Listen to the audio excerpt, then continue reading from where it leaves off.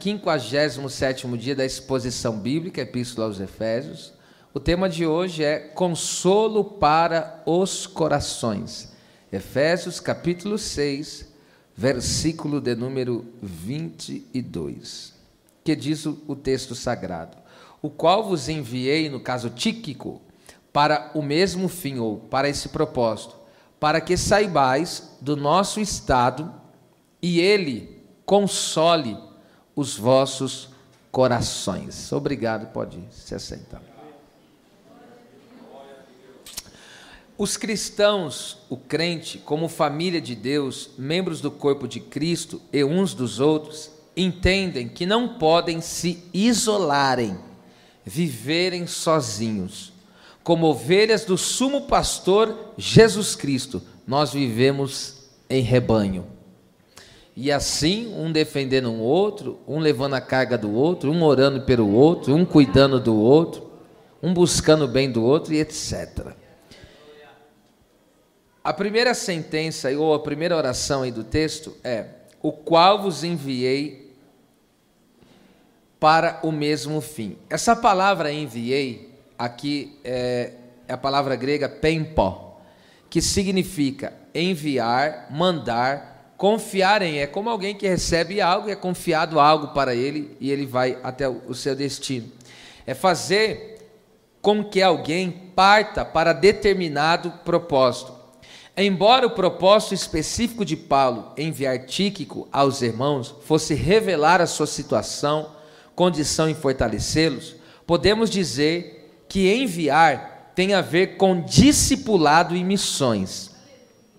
Até porque Jesus não ordenou simplesmente que nós, o seu povo, pregássemos o evangelho, mas ele ordenou: faça discípulos.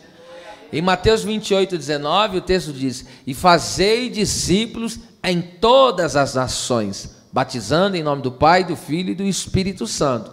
Então Jesus, ele não nos chama só para pregar, ele quer que nós façamos discípulos. E fazer discípulos é você formar alguém em Cristo, é você ser instrumento de Deus para aquela pessoa se tornar como Cristo. Por quê? Porque você é como Cristo, você é imitador de Cristo, e agora essa forma como você vive em Cristo, você vai influenciar outro, você vai discipular outra pessoa. Então todos nós, esse trabalho do discipulado é um trabalho de todo cristão, de todo servo de Deus. Em João 20:21, olha que coisa tremenda aqui, Jesus falando sobre o seu envio e sobre o nosso. Ele diz assim, ó: disse-lhes, pois Jesus outra vez aos seus discípulos: Pai seja convosco, assim como o Pai me enviou, também eu vos envio a vós. Então veja que aqui é um padrão: assim como o Pai me enviou, eu sou enviado do Pai, agora vocês são meus enviados, agora eu estou enviando vocês. Então Jesus aqui está deixando algo muito tremendo aqui, uma palavra muito poderosa aos nossos corações. E aí vem a pergunta, né? E como o Pai enviou a Cristo? E como o Pai o enviou? Dentre tanto, como o Filho amado. É claro que faltaria tempo para falar como Jesus foi enviado, né? Muita coisa, mas aqui uma das questões principais aqui, que o Pai enviou e deu testemunho, em Mateus 3,17 ele falou: eis aí o meu Filho amado. Então como Jesus foi enviado? Como o Filho amado. E como que é o Filho amado? Obediente 100%. É o Filho que agrada o Pai em tudo, esse é o Filho amado. Escute uma coisa, que isso aqui que nós vamos tratar é muito sério. O envio é a parte final de um chamado, tanto no Antigo como no Novo Testamento. Eu vou repetir isso aqui.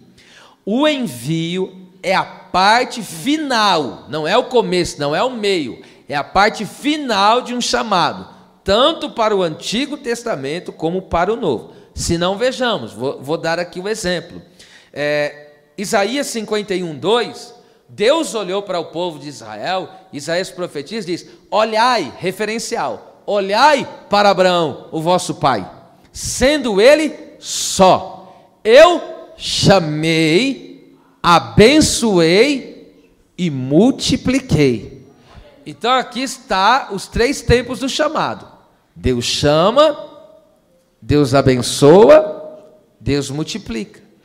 No Novo Testamento é a mesma coisa, só que Jesus usou outras palavras. Por exemplo, nós vemos em Mateus 11, 28, vinde a mim, os que estão cansados e oprimidos, eu vos aliviarei. Aí depois ele disse em Lucas 24, 49, ficai. Então vinde, agora é uma ordem, ó, ficai, até que vocês sejam revestidos de poder. E depois, Marcos 16, 15, ide. E o que tem a ver ide com multiplicar? Se você ir pregar, você vai se multiplicar, ora. Então pegue isso aqui e não esquece mais. O problema é que pessoas querem viver o chamado a partir da fase final, do envio, sem passar pelo processo de discipulado. Aí existem pessoas que estão se garantindo em dons, em talentos que têm, mas sem simplesmente passar por esse processo da pessoa ser... porque quando Deus fala aqui, eu chamei, como que Deus chamou Abraão? Deus chamou Abraão do mundo. Deus falou, ó, você tem que romper com o mundo e agora vai ser estabelecida uma amizade entre nós. Para Abraão se tornar amigo de Deus, ele teve que renunciar ao mundo. E agora, imagine você enviar alguém que tem relação com o mundo ainda. Existem pessoas que estão sendo enviadas, mas ainda ele tem coisa, ele não largou de algumas coisas do mundo. E vinde, por que vinde? Oh meu Deus, é a primeira fase do chamado. Vinde é chamar e vinde. Vinde significa o quê? É alinhar a nossa vida de acordo com a vida de Jesus. Para muitos teólogos, quando Jesus fala, tomai sobre vós o meu jugo e aprendei de mim que sou manso e humilde, quando ele está falando jugo, ele está falando dos seus ensinamentos. Para muitos teólogos a visão é essa, é sobre os ensinamentos, porque o jugo dos fariseus era pesado, eles mesmos não cumpriam o que eles pediam para cumprir, porque eles só viviam de aparência. E aí ele falava, para vocês entenderem, ele falava para as pessoas, não roubem, mas eles mesmos roubavam. Entendeu? Era só, eles falavam, adora a Deus de todo o coração, mas eles mesmos só adoravam com os lábios. Agora imagine só, você enviar alguém que ainda não rompeu com o mundo e não está alinhado a sua vida de acordo com Jesus. Agora você entende por que dá tantas situações contrárias, escândalos, etc., no meio do povo cristão? Porque existem pessoas que eles já chegam e já querem ser enviado. E quando eu digo ser enviado, é ser usado, essa é a questão, né? A pessoa porque tem gente que pensa que só vai ser usado se for enviado para outro estado, para outro lugar, não tem nada a ver, você é enviado onde você está, tá certo? Mas aqui é o tempo do discipulado. Vamos lá, a segunda fase aí do discipulado. Abençoai e ficai. Abençoai e ficai é o mesmo que dizer, é o mesmo que abençoei no caso, né? Abençoai e ficai é o mesmo que dizer, libertei, transformei o caráter e capacitei. Porque Jesus ele desfez a maldição em bênção. E a bênção que nós recebemos é a bênção do Espírito Santo. Então veja que coisa linda, olha a fase as 3 fases completas do chamado. Então Deus me chama, e aí eu rompi com o mundo, já não tenho mais nada do mundo, eu saí de dentro do mundo, e agora estou santificado, separado para Deus. Agora a minha vida está alinhada conforme Cristo. Eu não trouxe nada de mim para esse relacionamento, eu não trouxe nada de mim para esse chamado, porque existem pessoas que saem do mundo, mas traz algo do mundo no coração. Ainda tem rancor do coração, tem manias errôneas que ele traz do mundo, malandragens que ele tinha, e ele vai trazendo tudo isso. E aí de repente, se isso não for trabalhado, se isso não for tratado, o que vai acontecer? Ô irmão, se isso não for trabalhado, não for tratado, porque as pessoas vão vindo para a casa de Deus, e tem pessoa que tem dom natural, aí conforme vai caminhando, na ministração, vão recebendo dons espirituais e etc, e aí, se a gente não tomar cuidado, a gente vai avaliar as pessoas pelo dom e não pelo o discipulado, não pelo caráter. Você nunca pode avaliar uma pessoa pelo dom que tem. Você não pode avaliar, nunca, jamais avaliar alguém. Esse aí é homem de Deus, porque é usado, nunca faça isso. Você tem que analisar a vida de alguém pela vida transformada que leva. A vida transformada que leva, tá? Então eu aprendo uma coisa aqui muito profunda. Como enviar Tíquico, se primeiro não certificar-se que ele é irmão amado e fiel ministro? Eu só posso enviar se eu tenho esse testemunho. Ele é irmão, ele é amado, ele é fiel, ele é servo, ele é ministro do Senhor. Louvado seja o seu nome. Se não fosse assim, que tipo de mensagem e relatório ele traria aos irmãos? Se o Tíquico não fosse amado, irmão, fiel, que tipo de relatório ele traria? Se ele não fosse fiel, se ele fosse um mau caráter, qual tipo de mensagem que ele poderia trazer? Daqui a pouco nós vamos trabalhar mais sobre isso. Que tipo de mensagem ele poderia trazer para os irmãos acerca de Paulo? Porque ele poderia ver uma coisa, ele poderia ouvir uma coisa de Paulo, mas chegar diante dos irmãos, distorcer tudo que tinha ouvido. Tem gente que está ouvindo a mensagem de Jesus, mas está distorcendo com a vida que está levando. Ah, para de graça. Então, entenda uma coisa aqui, louvado seja o nome do Senhor. Aleluia, Deus vai enviar, vai, glória a Deus. Mas primeiro, Deus vai chamar, vai discipular, vai trabalhar. Deus vai tratar, Deus vai arrancar tudo que é do mundo. Deus vai aperfeiçoar esse caráter. Deus vai trabalhar nessa vida. Aí depois que Ele trabalhar e você alcançar o testemunho, é amado, é irmão, é fiel, é ministro do Senhor. Agora vai agora. Quem está ouvindo a voz de Deus, dê um glória para Ele. Glória a Deus. Eita Jesus. Aí o texto diz aí, para te enviei para o mesmo fim. Aqui escute, para é prós no grego, que significa em direção a. Isso indica movimento em direção a um lugar. Ou seja, o que dá movimento à nossa vida é quando Deus nos envia com propósito. O envio tem a ver em estar ocupado com Deus e a sua obra. Não diga, minha vida está parada. É que você que não está ocupado com o que deveria estar.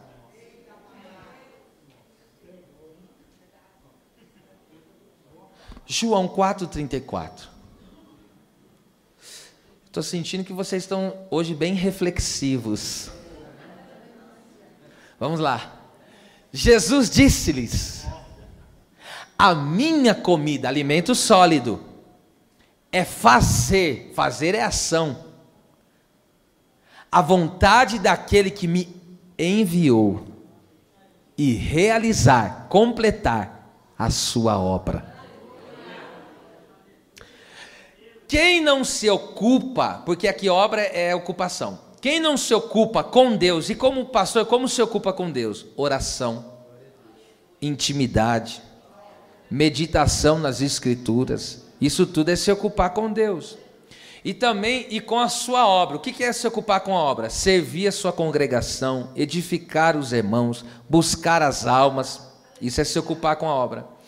Além de sua vida, olha só, além de sua vida do ponto de vista divino paralisar, ou seja, quem não se ocupa com Deus e sua obra, além de sua vida do ponto de vista divino paralisar, essa pessoa estará desnutrida, fraca, porque não está fazendo a vontade daquele que enviou. Então veja, Jesus está dizendo, a minha comida é fazer, minha comida é alimento sólido. O que nos nutre? O alimento. Se você não come, você não fica nutrido. Se você não come, você está fraco. Agora você vê porque tem uma gama de pessoas que é anêmico. Porque não está se ocupando com Deus e com a sua obra, não está fazendo a sua vontade. Agora veja um crente robusto. É aquele que se alimenta do quê? De fazer a vontade de Deus. fazer a vontade de Deus, estar ocupado com Deus e a sua obra é alimento para a nossa alma, é robustez espiritual para a nossa vida. Aleluia, Deus seja louvado por essa palavra. Então perceba só que coisa linda. Então deixa hoje Deus dar movimento na sua vida, deixa Deus te mover, deixa Deus agir, deixa Deus tirar toda essa paralisia espiritual. Comece a se ocupar com Deus. A maior obra que podemos fazer primeiro é se ocupar com Deus. Essa é a maior ocupação que o homem pode ter, se ocupar com Deus. E se ocupar com Deus é a maior bênção que pode existir, meu filho. É a maior bênção que pode existir, porque com Deus você nunca perde tempo. Nunca perde. Nunca, jamais você perde com Deus. Jamais. Eita Deus. Tinha muitos princípios, mas eu vou adiante. Parte B aí do versículo 22. Então, o qual enviei para esse propósito, essa finalidade, para que saibais do nosso estado. A palavra saibais é gnosco no grego, que significa saber, fazer ou tornar conhecido. Saber da situação dos missionários, dos irmãos, das almas, leva-nos a duas coisas: ao despertamento e ao renovo espiritual.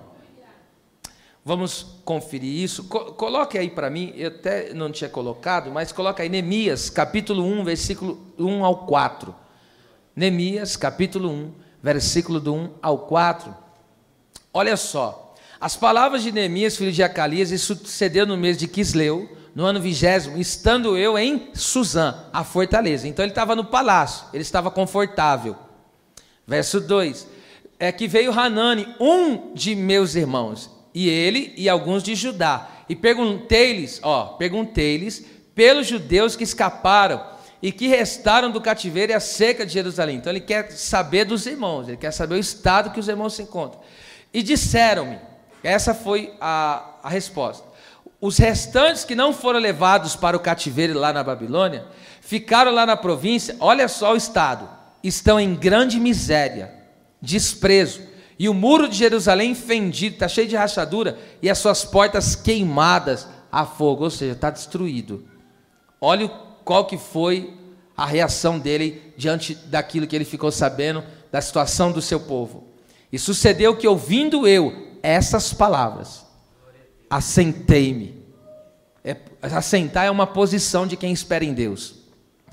E chorei, e lamentei por alguns dias, e estive jejuando e orando perante o Deus dos céus. Ah, meus irmãos, sabe quanto tempo que ele ficou aqui nesse jejum e nessa oração? 4 meses. Porque o versículo 1 fala do mês de Quisleu, e o capítulo 2, versículo 1 fala do mês de Nissan, se eu não estou enganado, dá 4 meses. Ele ficou 4 meses, quando ele ouve a situação que os irmãos estão passando. Primeira coisa que Neemias faz, irmão, ele estava numa situação muito confortável. Ele era copeiro do rei, e não era qualquer um que assumia uma posição dessa, porque era uma posição de muita responsabilidade. E ele estava, embora fosse perigoso essa profissão, mas ele estava num lugar muito confortável, ele trabalhava ao lado do rei. E aí o que acontece? Neemias estava nessa situação de conforto no palácio, mas ele foi confrontado a sair da área de conforto ao saber da situação do seu povo. Ele viveu um despertamento espiritual, e o que ele fez? Se derramou diante de Deus, em jejum, em oração e lágrimas durante esses 4 meses, e daí buscou a Deus para reconstruir os muros e buscar a restauração do povo. Ah, irmão, qual é a reação que nós temos em saber do estado, no caso aqui, o estado difícil que o povo vive? Quando você fica sabendo que as almas estão se perdendo, quando as almas estão cada dia enlamaçadas em mais e mais pecado, o que nós sentimos? O que traz ao nosso coração, ao saber a respeito disso? Neemias, quando ficou sabendo, isso causou um despertamento espiritual nele. Ele falou: eu preciso fazer alguma coisa. Espera lá, os meus irmãos estão sofrendo, eu estou bem, mas espera lá, eu não posso ser egoísta. Deus tem me alcançado, Deus tem alcançado a minha casa, Então eu vou sair dessa zona de conforto. Aleluia, eu vou pôr essa carne para queimar na oração, no jejum. Vou pedir para Deus quebrantar o meu coração, para me sentir, me compadecer juntamente das almas. Eita Jesus! Agora, veja isso, que coisa tremenda, irmãos. Deus abriu a visão de Ezequiel e levou ele em espírito, aqui é uma questão espiritual, e colocou ele na onde? No meio de um vale que estava cheio de ossos. E o texto dizia: o Senhor me fez andar ao redor deles. Ezequiel 37, 1 e 2. E você sabe que aquele vale de ossos secos representava o quê? Toda a casa de Israel, toda a nação. Ali representava o estado político, nacional, familiar, espiritual e todas as áreas da vida. Então Deus pega e leva ele em espírito e coloca no meio e fala: e agora começa a andar ao redor comigo. Aí Deus abre a visão espiritual dele, ó. Deus abre a visão espiritual. E o próprio Deus está mostrando, veja o estado que eles estão.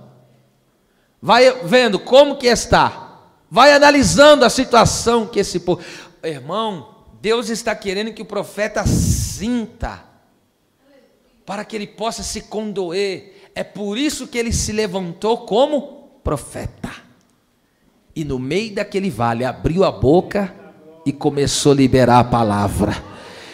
E ali, o que eu entendo com isso, creio eu, por que Deus fez ele, levou ele em espírito e fez ele olhar, ali dimensionar aquela situação, para que ele vivesse esse despertamento espiritual e tivesse a experiência de ser usado por Deus. Deus vai te dar essa experiência, a experiência de ser usado por Ele, para restaurar famílias, para ser um canal de bênção, para tocar em pessoas. Você vai ser o instrumento que Deus vai usar para levantar quem está caído, para dar vida a quem está morto. Eu vou ficar aqui até você reagir.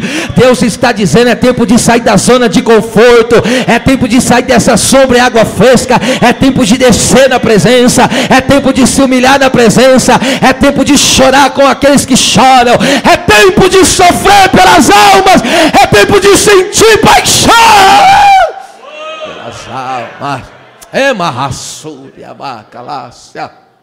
Despertamento.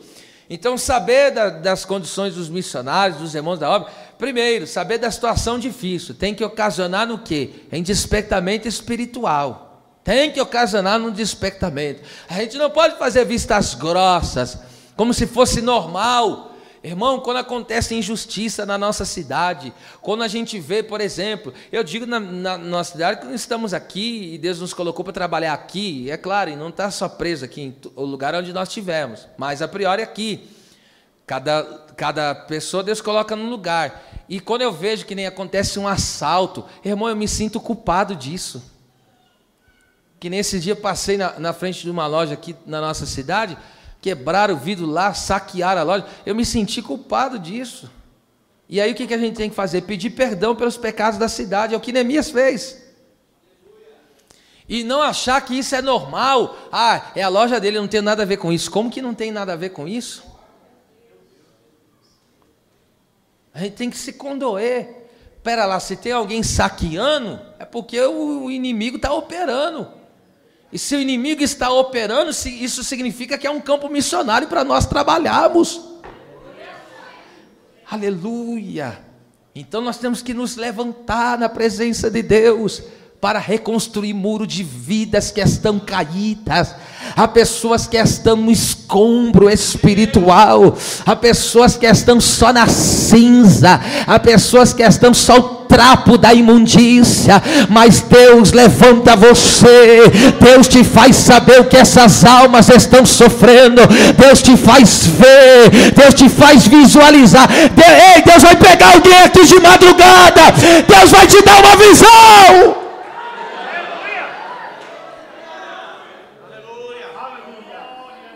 Deus nos pega na mão dele, vem aqui andar comigo, vem dar uma olhada. Entende? E aí papai foi só, vem aqui, ó. Deus falou, olha ao redor. E aí falou para ele, e aí, tem jeito? Senhor, só tu sabes. Então profetiza. Então profetiza. Louvado seja o nome do Senhor. Você vai ser o profeta dessa vez. Você é o profeta que Deus vai usar. Deus está te fazendo saber o estado que essa cidade, que esta região, que este país está vivendo. Para quê? Para que você chore aos pés dele, para que você tenha compaixão dessas vidas e se desperte na sua presença. Saber também, escute, saber do bom estado espiritual dos irmãos, isso nos leva também a sermos renovados. Então, quando nós ficamos sabendo do estado difícil, isso traz despertamento. É isso que tem que trazer, despertamento. Agora, quando nós sabemos de uma situação favorável em que os irmãos estão vivendo, isso tem que trazer renovação. Vamos lá, 1 Tessalonicenses 3:8. Isso aqui você sabe. Paulo está preocupado com os irmãos em Tessalônica, porque ele saiu fugido de lá, viu uma perseguição muito terrível, e ele estava com medo, pois os irmãos tiveram pouco tempo, eles eram novos convertidos, e Paulo ficou receoso do Satanás tentar eles caírem em tentação, e todo o trabalho, todo o esforço missionário que ele teve para ganhar aquele povo, fosse jogado por água abaixo. Mas então ele envia Timóteo, para poder saber qual é o quadro dos irmãos. E aí quando Timóteo vai ver e contacta, os irmãos estão tudo bem, estão todos na posição, estão todos crentes, estão todos dando testemunho, ninguém perdeu a fé, ninguém parou de vir nos cultos, oh meu Deus do céu. Quando Paulo fica sabendo disso, que todos estavam na posição, seguindo a sua caminhada cristã, apesar das dificuldades, olha só o que ele viveu. Porque agora vivemos se estáis firmes no Senhor. Que coisa linda! Oh, meu Deus do céu! Ou seja, Paulo, ao saber, por meio de Timóteo, que os irmãos estão mantendo firme a posição, mesmo diante das lutas, como um exército que se recusa a retroceder, apesar de estar sendo atacado pelo inimigo, ele foi automaticamente, porque agora significa, nesse exato momento, quando Paulo recebe a notícia, o renovo veio sobre a vida dele. Ele é renovado. Então a nossa posição firme em Cristo, o nosso bem-estar espiritual, toca as pessoas com vida e renovo espiritual. Enquanto você está mantendo a posição de crente fiel, crente cheio do Espírito Santo, crente que persevera, crente que não retrocede, crente que não recua, que não naufraga na fé, você vai manter essa posição. As pessoas ficam sabendo, está na luta, mas permanece, está passando provação, mas permanece. Se ele está passando luta e está permanecendo dando glória a Deus, então eu vou viver também. Meu Deus, você é motivo de renovo. A sua posição firme em Jesus renova pessoas. A sua posição firme, porque muitas vezes é tremendo. Às vezes a gente chega nas casas para ir lá visitar uma pessoa necessitada, como nesse ofício nosso pastoral, e aí a gente vai lá, irmão, já cheguei em casa que eu cheguei para aconselhar uma pessoa, para animar uma pessoa, eu saí de lá mais animado. Eu sabendo que ela estava na luta, sabendo que ela estava na prova, sabendo que a situação estava tremendo. Quando eu chego, a pessoa já chega me recebendo com ali aquele sorriso, e só falando glória a Deus, Deus tem cuidado, Deus tem trabalhado, Deus tem agido. Não abre a boca para murmurar, para reclamar de nada. Oh meu Deus do céu, se ele vive, se ele está assim na posição firme, então agora eu vivo, eu sou renovado na presença de Deus. O nosso posicionamento firme inspira renovação em outras pessoas, e não só inspira uma posição firme, mas traz renovação. Então mantenha a posição, porque através de você outras pessoas vão ser renovadas, porque você está sendo um testemunho de alguém que está andando e levando a sua cruz e não negando o nome do Senhor. E quando você caminha, mesmo sofrendo, você está imitando a Jesus. Você caminha, mas não para. Você está sofrendo, mas não para. Você está passando luta, mas não para. Aí alguém olha para você e identifica o seu posicionamento como um posicionamento de Cristo. E aí, ao olhar para você, a pessoa vê Jesus, e quem vê Jesus é renovado, quem vê Jesus recebe vida. Aleluia.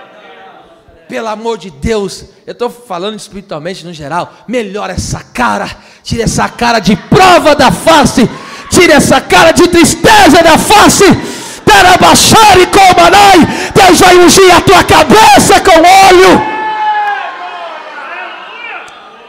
Porque tem gente que assim, quando passa a prova, em vez de ele desmanchar, porque tem coisas que a gente abate mesmo, não tem como, que, né, do coração. É que nem a mulher, lembra a Sunamita? Todo mundo via que ela estava mal, mas está bem? Tudo bem. Que está tudo bem. O pau quebrando lá na casa dela, está tudo bem. Está tudo bem. Está tudo bem. Aleluia. E aí, como vai o marido? Vai tudo bem. Como vai o filho? Vai tudo bem. Como está a tua casa? Vai tudo bem. Como está o ministério? Ah, pelo amor de Deus, já era para você ter reagido. Eu vou falar tudo de novo. Aleluia. Enquanto você vai profetizando que está tudo bem, Deus vai agindo nessa sua palavra. E vai ficar mesmo, viu? Vai ficar tudo bem mesmo. Deus seja louvado.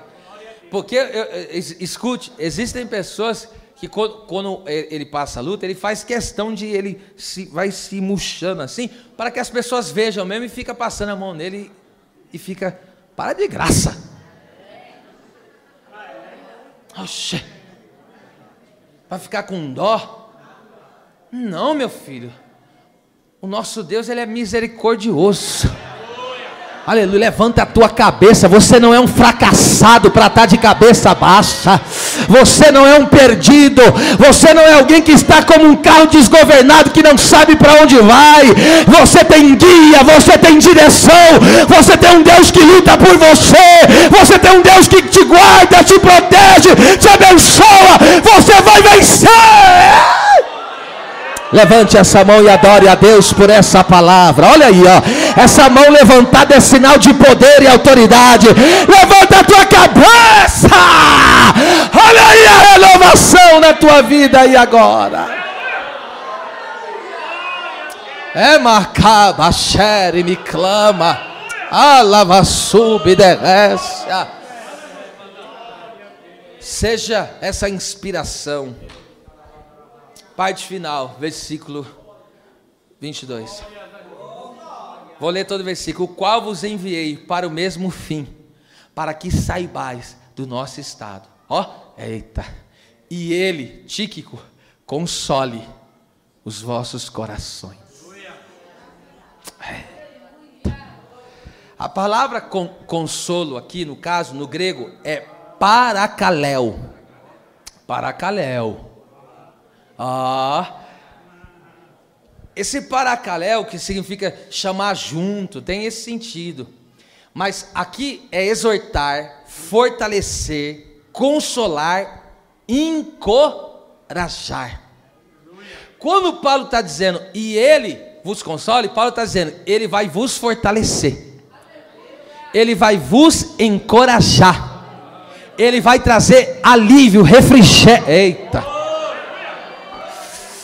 Eita Jesus. Tíquico também tem a missão de encorajar e fortalecer os irmãos. Agora, a respeito do consolo, do encorajamento, olha o que eu quero dizer. 2 Coríntios 1, 3 e 4. Olha só comigo essa palavra. Bendito seja o Deus e Pai de nosso Senhor Jesus Cristo, o Pai das misericórdias. Ele é o que criou a misericórdia. A misericórdia tem um pai. Deus é o Pai das misericórdias. Ele é a origem da misericórdia. Ele é a fonte da misericórdia. As misericórdias do Senhor são a causa de nós não sermos consumidos. Se renovam a cada manhã. Sabe por que eu e tu estamos de pé? As misericórdias. Você tem motivo já para dar mais de um glória a Deus, porque a misericórdia se renovou mais uma manhã. Aleluia. Quem celebra a Deus pelas suas misericórdias? Ó, o Pai das misericórdias E o Deus não é de algumas, é de toda consolação. Ou seja, Ele consola de todo trauma, de toda dor, é de toda. Verso 4. Olha isso aqui. Que nos consola, Deus, né? Em toda a nossa tribulação. É toda aflição, quer seja externa, porque essa palavra aqui, flipsis, que é tribulação, tem tanto sentido de opressão, que é interno, e também de opressão, de tribulação, que é aquelas que vêm de fora. Então tem tanto sentido aquelas de dentro e de fora, tá certo? Porque tem coisas que a pessoa sofre por dentro, por exemplo, ansiedade, depressão, esses traumas são de dentro, psicológico, emocional, são de dentro. E as perseguições, isso vem de fora. Então aqui, Deus está dizendo, as frustrações que acontecem, essas coisas vêm de fora. Pois bem, o texto está dizendo que esse Deus, essa é a palavra, consola aqui é paracaléu, em toda a nossa tribulação. Agora tem uma finalidade, para quê? Para que também possamos aqui é ser capaz de. Então, para que possamos ser capaz de consolar os que estiverem em alguma tribulação, com a consolação com que nós mesmos fomos consolados de Deus. Senhoras e senhores, por vezes, Deus nos permite passarmos por experiências nas tribulações, e com isso, visando nos capacitar para consolar, encorajar e fortalecer pessoas. Deus derrama em mim e em você. E aí o que acontece? Eu transbordo no meu próximo. Eita Deus! Quem já passou por dores, aflições aqui, levante a sua mão. Levante a sua mão quem já passou, aleluia. Porque se você não passou, eu achei que você era de outro planeta. Ela baixere me candarábia. Agora você está entendendo porque você tem experiências assim? Deus permite você passar por isso. É porque Deus vai te usar para consolar alguém. Deus vai te usar.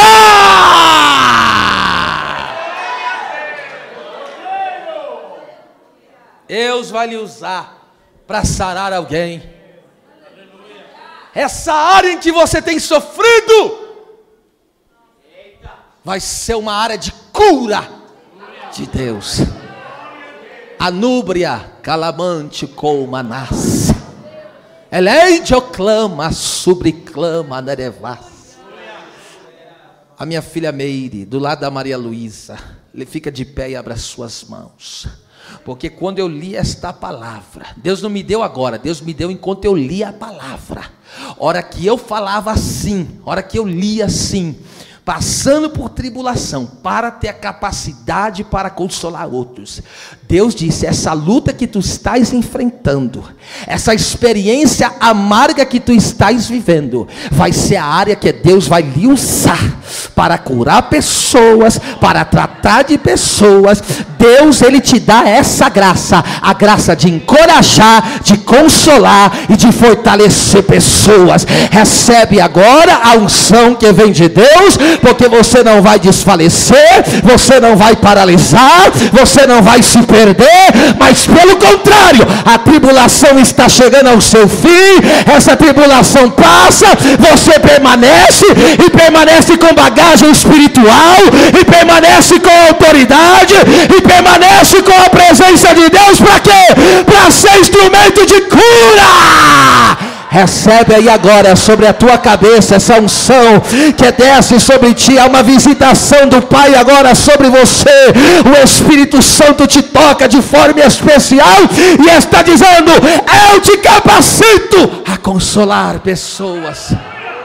Recebe em nome de Jesus. Alamande cova sobre elemachande comanai. Aleluia.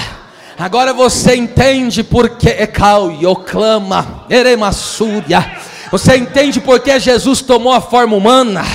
Você vai entender agora. Você sabe, Deus sente dor? Deus sente dor? Não. Dor física? Não. Deus sente dor de pancada? Não. Deus sente cansaço? Não sente. Deus sente fome? Não sente. Deus tem necessidade? Não tem. Aí para Deus entender o que a gente passava, o que Ele fez? Vou mandar o meu Filho Jesus Cristo. Deus, vou descer na terra, vou passar pelo que eles passam, vou sofrer o que eles sofrem. Para quê? Para mim poder se compadecer deles, para que eu possa curá-los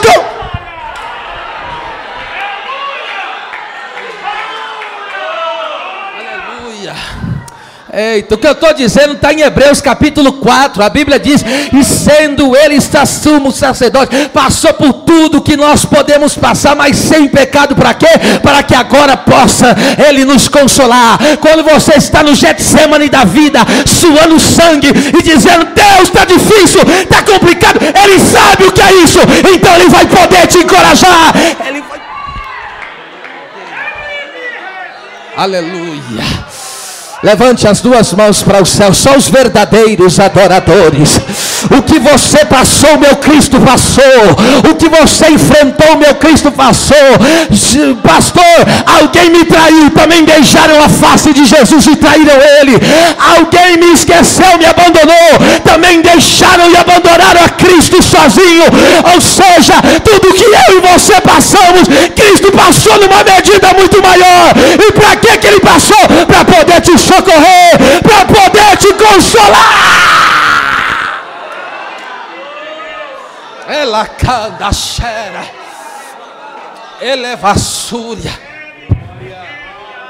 Eu ouvi, escute o que eu estou falando. Isso aqui é muito forte. Eu já falei aqui. Eu vi um camarada que ele tem uma graça muito grande para tratar na área de família. E sabe aonde surgiu?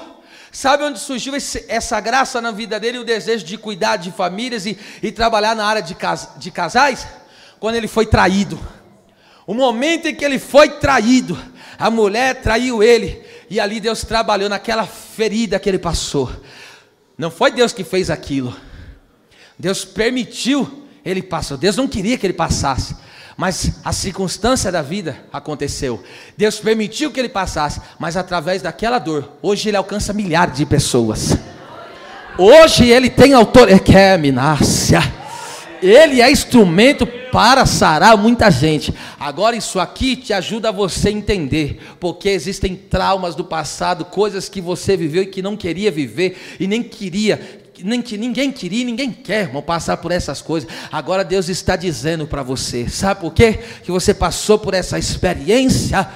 Agora você, aleluia, eu trabalhei em meio dessa situação, porque agora eu te capacitei, te preparei, e agora vou te usar na minha presença. Aquilo que o inimigo tentou te ferir, te machucar, agora eu vou te usar, oh meu Deus, para ser uma potência nas minhas mãos. Tu serás instrumento de cura na vida de alguém. Instrumento. Essa área onde você tem sofrido aí, tá? Eu quero que você entenda isso. Essa área que você está sofrendo, que você está padecendo aí, você fala, meu Deus, vai ser essa área aí que Deus mais vai usar a tua vida, mais Deus vai bradar na sua vida. E aí você vai dizer, meu Deus, agora eu estou entendendo tudo. Seja o nome de Deus engrandecido para todos sempre. Que Deus nos guarde na sua presença. Agora veja isso aqui comigo, gente. O que vem de Deus consola de toda perda ou dor. Da onde que eu tiro isso? Gênesis 24:67. Isaac perdeu a mãe dele, Sara. Ele amava demais a sua mãe. E a Bíblia diz que veio Rebeca. Rebeca veio de quem? De Deus. O texto diz, quando ele recebeu Rebeca em sua tenda, o texto diz, e ele foi consolado. O que vem de Deus me consola. Não importa aqui saber, você não precisa dizer para mim quais são as suas dores, traumas, as coisas que você já viveu. O que eu preciso que você entenda é isso. Não importa o tamanho da dor que foi, o tamanho do constrangimento que foi, o tamanho da luta que foi. Deus está dizendo que o que veio dele para a sua vida é o suficientemente poderoso para lhe sarar, para lhe consolar. O que vem de Deus está consolando. Ok. Falar, outra coisa sobre o encorajamento aqui, no caso o consolo, falar do arrebatamento e da volta do Senhor Jesus, que são duas coisas distintas, é uma fonte de consolo, encorajamento e fortalecimento da fé. Você sabe que Paulo, lá em 1 Tessalonicenses 4, 16 ao 18, ele vem falando a respeito dos que morreram já em Cristo e daqueles que estão vivos, mas quando o Senhor Jesus voltar, for vir, né, arrebatar a sua igreja, o Senhor ouvirá o alarido, o Senhor ouvirá a voz de arcanjo e a trombeta de Deus, e os que estiverem mortos em Cristo ressuscitarão primeiro, e nós, os que estivermos vivos, vamos ser transformados, né? Vamos ser arrebatados, e vamos subir de encontro nos ares, de encontro ao Senhor. Aí Paulo, concluindo, ele diz o quê? Depois que ele fala sobre o arrebatamento, e aí ele diz em 1 Tessalonicenses 4,18, ele diz o quê? Portanto, consolai-vos uns aos outros com essas palavras. Com que palavra? Com a palavra do arrebatamento, com a palavra que também se refere à volta do Senhor. Eu entendo com isso que a mensagem do arrebatamento da igreja e da volta do Senhor Jesus é um alívio, é um refrigério para a alma em meio às lutas, é ânimo, encorajamento diante dos desafios desta vida, e ainda é fortalecimento para o combate espiritual. Por que existem pessoas inconsoladas, desencorajadas? Por quê? Porque não está na expectativa do arrebatamento e da volta do Senhor. Falar do arrebatamento e da vinda do Senhor é um grande fortificante para a igreja. É a Bíblia que diz, encoraja uns aos outros. Então nós temos que falar mais da volta do Senhor, mais sobre o céu, mais sobre o arrebatamento, porque isso vai trazendo força para a igreja. Isso vai deixando a igreja em alerta espiritual, porque alguém que espera Cristo voltar, alguém que espera arrebatamento, não anda de qualquer jeito, ele anda alerta espiritualmente, porque sabe que a qualquer momento se dará esse grande evento. E encerrando agora, para que console os vossos corações. Corações é cardia. Coração aqui também pode ser tido como o nosso interior. O coração é o órgão do corpo e o centro da vida física.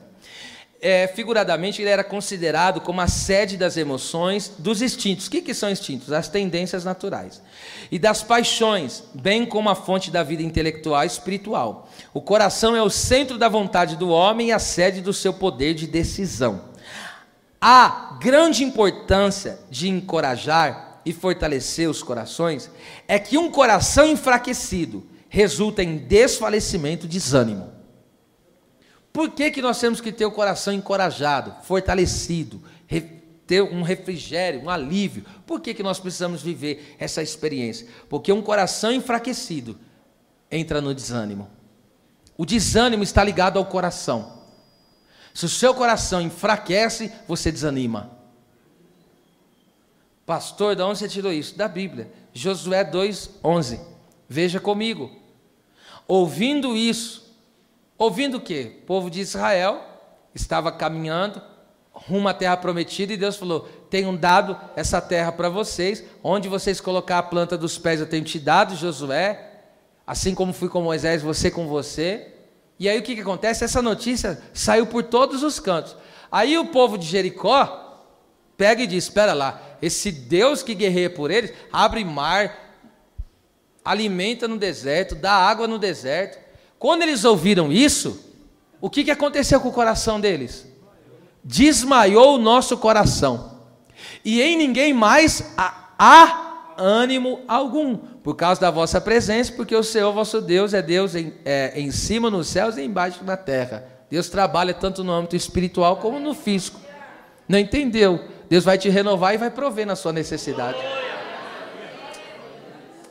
Então, escute. Olha só como que o coração está ligado ao nosso ânimo. Por que existe muita gente desanimada? Porque descuidou do coração. A partir do momento que você descuida do seu coração, deixou entrar coisas que não era para entrar no coração, desanima.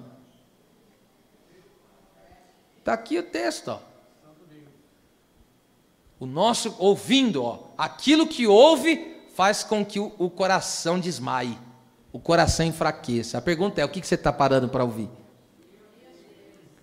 Agora você está entendendo que a responsabilidade de Tíquico é muito grande a respeito do relatório que ele vai levar para os irmãos? Porque dependendo do que ele falar, ele pode fazer com que uma congregação desfaleça. Pega isso aqui. Não sejamos mensageiros enviados sem propósito de Deus, porque Tíquico, ele foi enviado com propósito. E quem é enviado sem propósito? Aqueles 10 espias em Israel, que com suas mensagens deixaram todo o arraial desanimado e em lágrimas atribulado. Mas aí se levantou 2 camaradas, Josué e Calebe. Se levantou, e como esse Tíquico aqui no Novo Testamento, tá certo? Existem pessoas que eles estão vivendo uma vida cristã, veja, é o mesmo povo, é a mesma terra, é as mesmas promessas, mas tem uns que só dá relatório de maldição. O relatório dele é esse. Mas só tem falso. Olha o relatório dele. Mas ninguém olha, ninguém cumprimenta. Eu não sei, tem gente que é menino ainda e anda nessas coisas. Não é possível uma coisa dessa. Não pode ser, senhoras e senhores, não pode. Que relatório é esse? Tem gente que prefere falar do trigo do que está acontecendo. Tem gente que fala do joio, mas não fala do trigo. Existem coisas que acontecem no nosso meio, porque o trigo e o joio, só vai ser a separação mesmo, só vai ser no grande dia. Então, existem gente que fala, e aí fala, entende? Começa a falar do joio e esquece de falar do trigo. Agora, veja, os 10 foram lá, o que eles falaram? Não, a terra é boa de fato, mas aí eles engrandeceram. Tem um gigante, eles vão nos matar, eles vão nos destruir, eles vão nos devorar, e a gente é como um gafanhoto aos olhos dele. A Bíblia diz que Calebe se levantou e falou, cala a boca. Irmão, tem hora que a gente tem que mandar algumas pessoas calar a boca mesmo. Porque, estou falando, está no texto, leia Números 13 e 14. Ele mandou e falou, cala a boca. Foi Deus que nos deu essa terra. E se Ele se agradar de nós, se Ele se agradar de nós, esse inimigo aí vai ser o nosso pão. Agora entendeu porque Calebinho tinha 85 e estava no vigor de 40 ainda? Eita, glória a Deus. Não anda com gente de má notícia, não. Existem pessoas que não é como Tíquico, que ele pega as informações, as boas novas, e leva, mas tem pessoa que é um leve trás só de coisa ruim. E aí, e ele vai de lá, vai de cá, e ele só sabe falar mal. Não está nada bom para mim, ali ninguém ajuda, não sei o que, o grupo, não sei o que. Para com isso. Isso aí é o tipo de gente que vai desmantelando o interior de pessoas. Agora veja, olha só a diferença de pessoa, de tratar com pessoas espirituais e de maturidade. Porque Paulo está preso, a situação era fácil ou difícil? Dificílima. Ele estava preso, mas está mandando a notícia. E qual a notícia que ele está mandando Tíquico levar? Está tudo bem. Deus está me sustentando. Aleluia. Deus está me dando condição de fazer a obra aqui. Oh, meu Deus. Aí vem Tíquico, amado, fiel, não distorceu a mensagem que recebeu. E aí ele chega no meio da congregação, os irmãos tudo na expectativa. E aí, o que está acontecendo? Os irmãos meio apreensivos, né? Porque não tinha notícia. Naquela época não tinha WhatsApp, não tinha rede social. E os irmãos apreensivos. E Tíquico chega lá. O irmão, na maior luta que Paulo estava. Deus está no controle. Paulo está bem. Está cheio do Espírito Santo. E ainda, ele me fez eu trazer essa pérola para vocês. Qual é a pérola? Essa que está na minha e na sua mão. A carta aos Efésios, a epístola aos Efésios. Ainda ele trouxe quantas preciosas, quantas pérolas que nós estamos estudando quase há 4 anos aqui. Essa foi a pérola que Paulo tirou daquela situação. E agora vem o mensageiro, Tíquico. Eita! Ele vem lá. E o relatório dele qual que é? É um bom relatório. Então eu aprendo o quê? Vamos abordar a situação pelo ponto de vista da fé. Vamos viver e falar de maneira a sermos instrumento de encorajamento, refrigério e fortalecimento para a vida de pessoas. Existem situações que nós vivemos, escute, eu estou falando isso aqui, é uma palavra de maturidade. Pastor Júlio, os pastores que estão aqui, sabe, tem coisas que nós já vivemos, que a gente não pode falar para o povo, porque se existem coisas que nós vivemos, se a gente passar para o povo as coisas que acontecem, o povo ia desmaiar, ia desfalecer. E por que nós não dividimos isso com os irmãos? Por quê? Porque nós somos mensageiros de boas novas, de boas notícias. Já pensou ficar aqui trazendo coisas que não convém? Tinha muita gente aqui que ia falar, não, isso é injusto, isso não pode. Ia desfalecer, ia desmaiar. Mas aqui Deus nos levantou como mensageiro tíquico. Fala das boas notícias da terra. Fala das boas novas da terra. Olha do ponto de vista espiritual e traz uma análise do ponto de vista da fé. E ali o que vai acontecer? Você vai ser usado por Deus para fortalecer alguém. Você vai ser instrumento para consolar alguém. Você vai ser instrumento para encorajar alguém. Aquele irmão estava perto de pegar as malinhas dele e ia sair pela culatra. Ele fala, o quê? Eu estou renovado pelo poder de Deus, vou organizar minha vida, vou colocar minha vida em Deus, vou buscar a Deus. É isso aí, Deus te levantou como um encorajador. Seja instrumento para encorajar, para consolar, seja um instrumento para renovar, para fortalecer, seja esse instrumento poderoso. E eu encerro dizendo, Deus envia e confia uma missão àqueles que são irmãos amados e fiéis servos ministros no Senhor. As palmas louvem a Jesus.